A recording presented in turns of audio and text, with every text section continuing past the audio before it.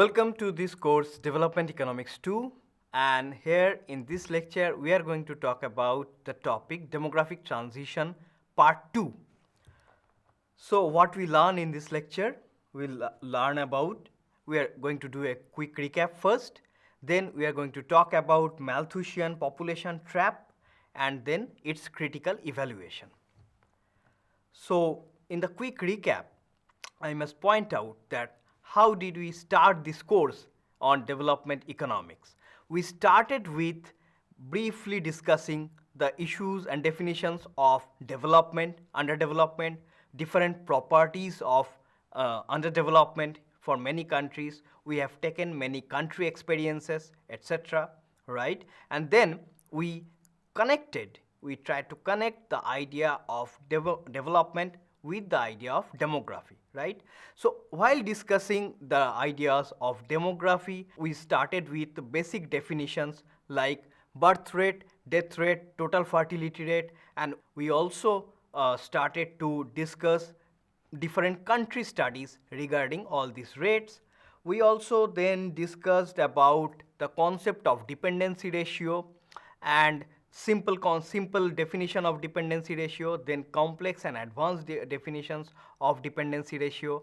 And after discussing those concepts and definitions, we went and discussed about different country experiences regarding dependency ratio and other variables such as fertility rates, and then the different notions about dependency ratio, how countries like Japan, India, and countries in Africa, suppose countries like for example Nigeria, such countries performed regarding these variables, right?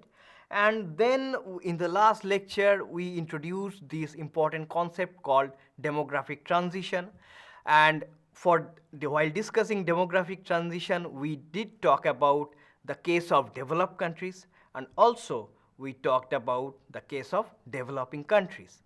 Then we have taken in the last lecture specifically example of India, and beyond, after discussing demographic transition, we also touched upon the concept of demographic dividend, which is a burning issue in India at present.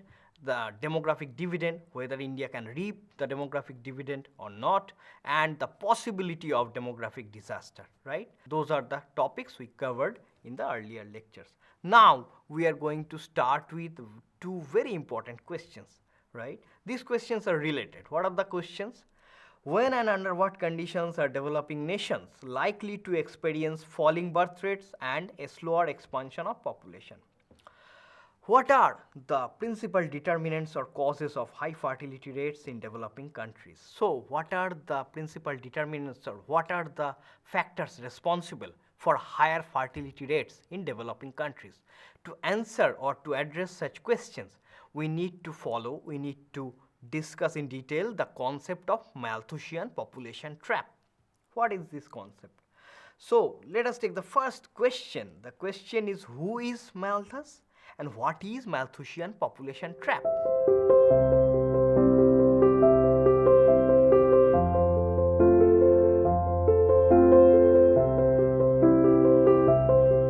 Now, Malthusian population trap. More than 2 centuries ago, Reverend Thomas Malthus put forward a theory of the relationship between population growth and economic development.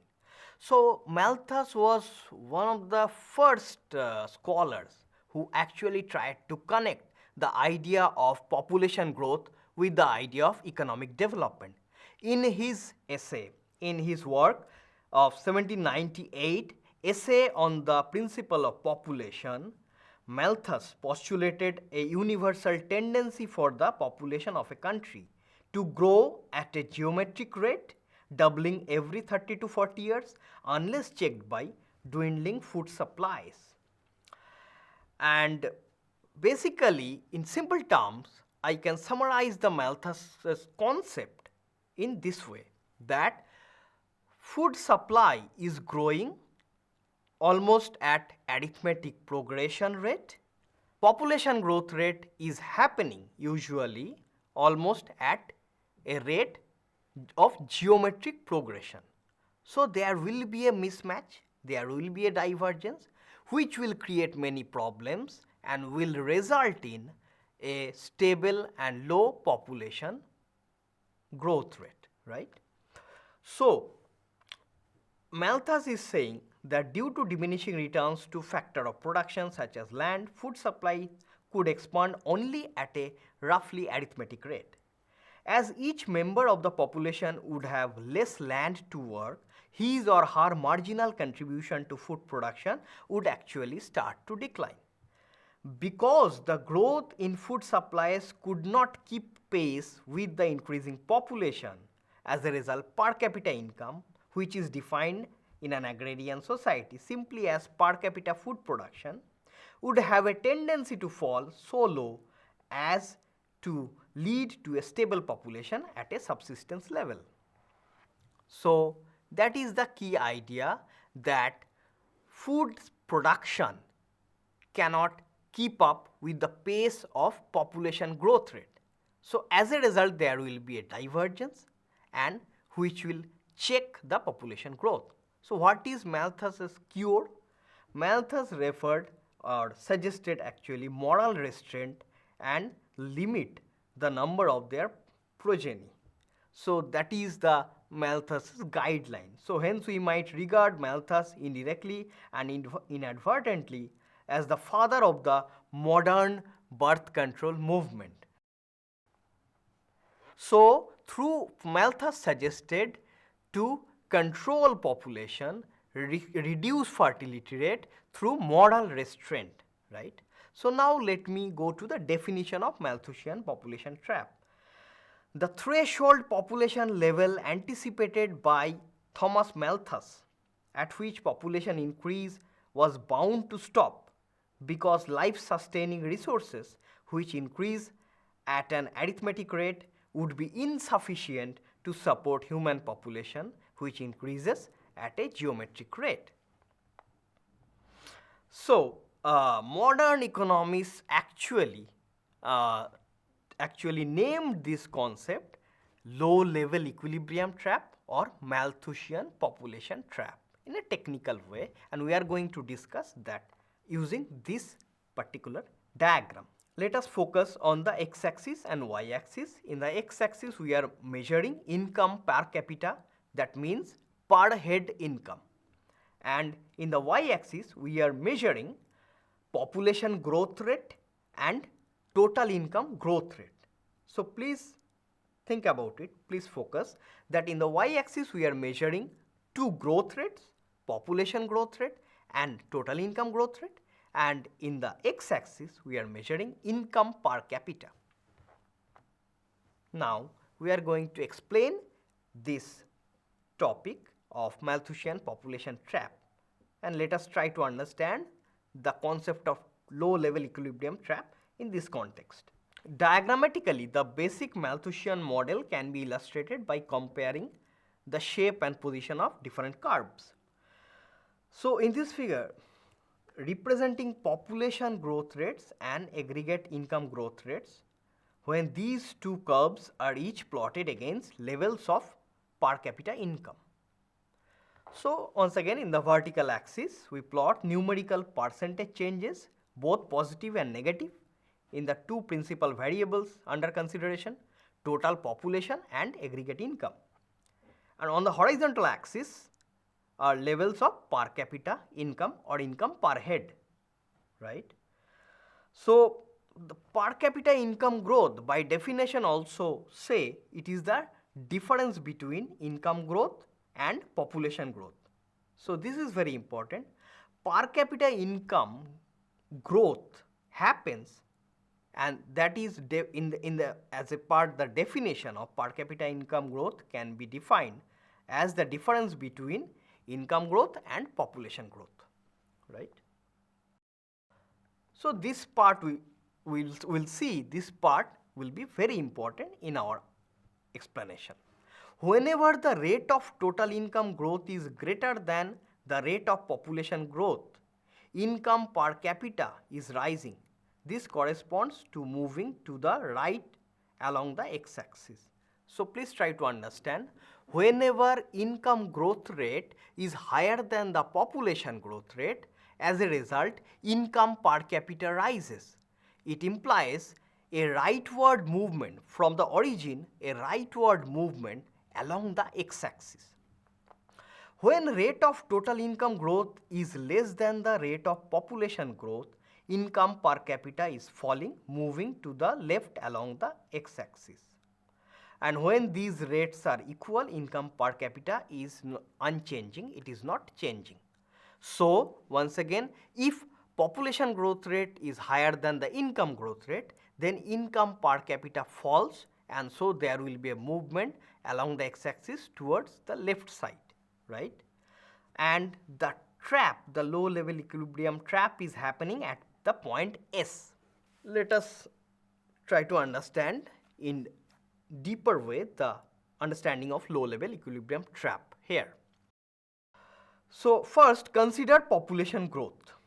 When income is very low, nutrition is so poor that people become susceptible to fatal infectious disease, pregnancy and nursing become problematic, and ultimately outright starvation may occur.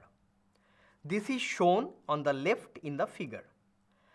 But after this minimum level of income per capita is reached, population begins to grow, eventually reaching a peak rate, and then the population growth rate begins to fall until at last a fairly stable population is reached.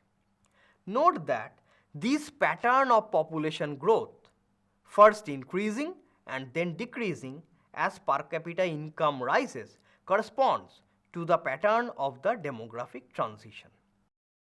So, once again, let us try to understand this in a deeper way, that you see in the when the per capita income is very low.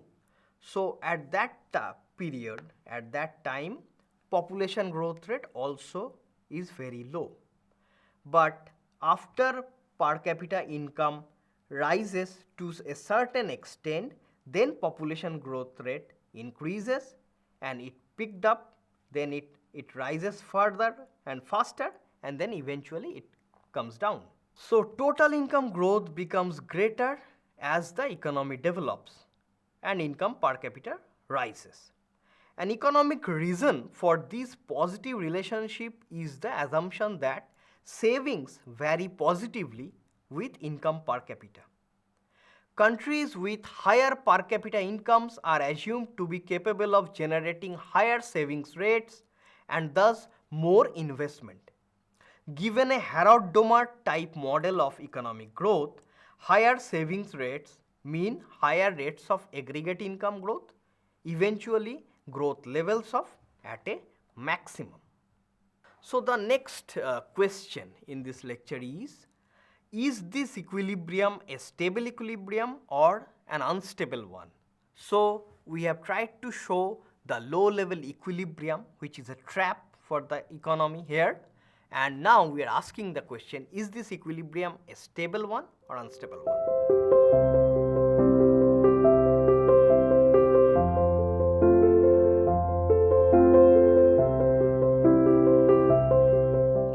Now, we are going to take up this question of stability and instability of equilibrium, stability and instability.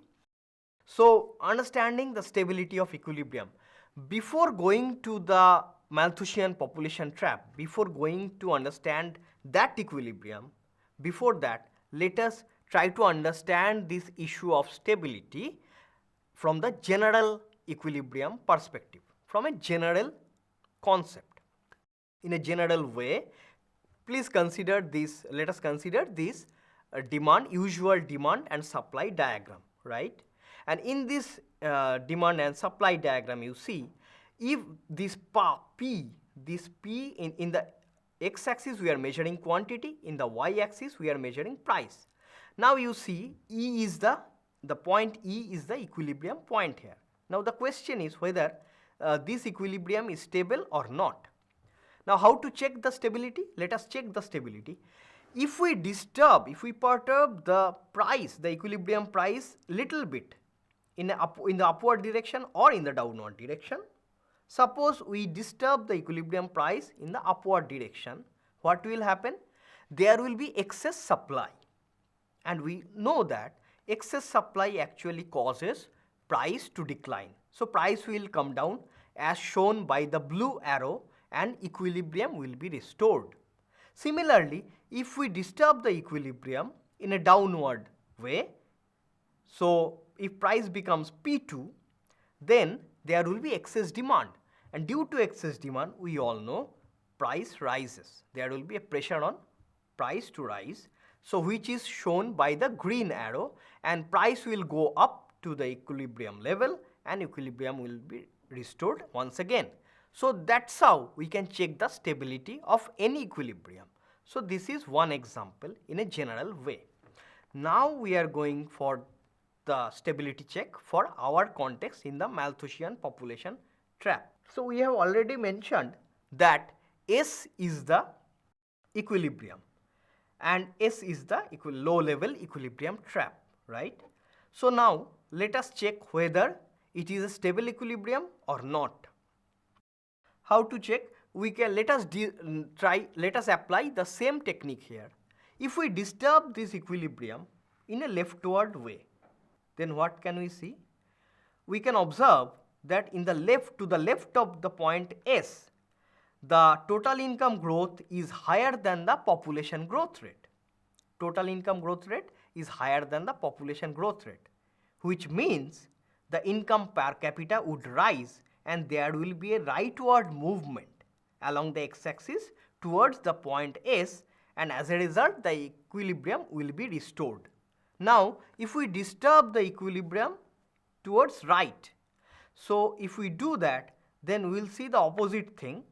In the to the right of the point S, we can observe that population growth rate is higher than the total income growth rate. As a result, income per capita comes down.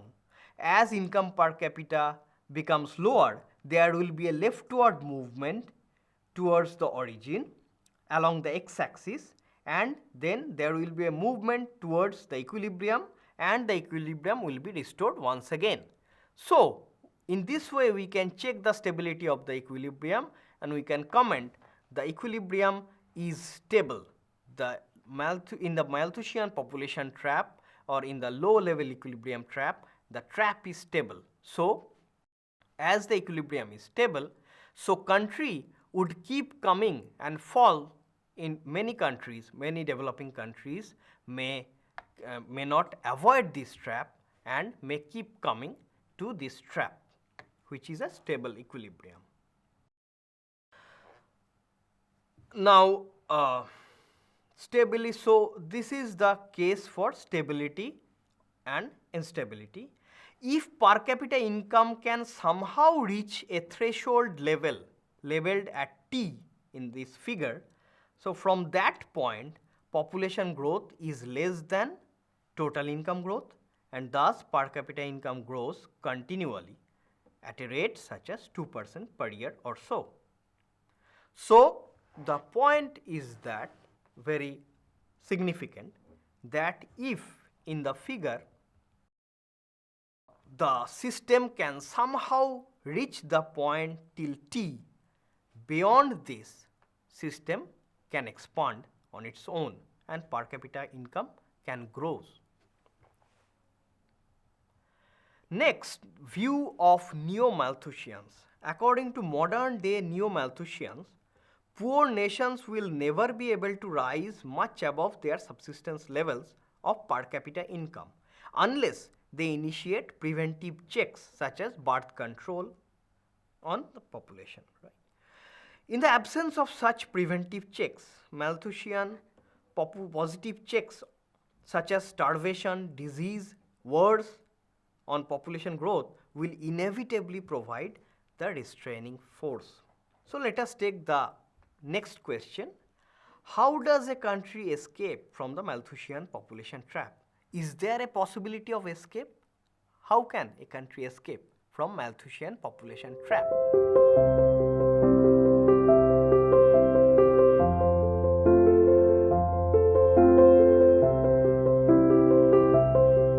let us discuss the possibility of escape from the trap. So let us consider this figure, another figure.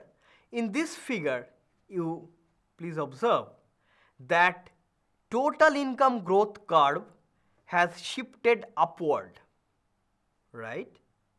And population growth rate curve has shifted downward. So countries or regions in such a population trap can also escape it by achieving technological progress that shifts the income growth rate curve at any level of per capita income. So how can the total income growth rate curve shift upward?